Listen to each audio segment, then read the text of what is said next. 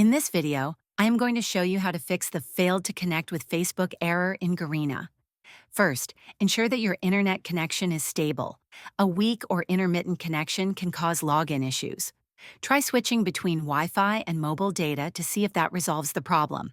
Next, check if there are any updates available for the Garena app. Go to your device's app store and see if there's a newer version of Garena. If an update is available, download and install it, as this may fix any connectivity issues. If the problem persists, try logging out of your Facebook account and then logging back in. Open the Facebook app or website, log out, and then log back in. After this, return to Garena and try connecting again. Another step to consider is clearing the app cache. On Android devices, go to Settings greater than Apps, greater than Garena greater than Storage, and tap on Clear Cache. For iOS devices, you may need to reinstall the app to clear the cache.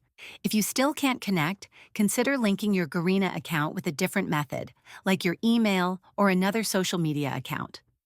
Finally, if none of these solutions work, reach out to Garena's support for further assistance. If this video helped you, please like and subscribe to the channel.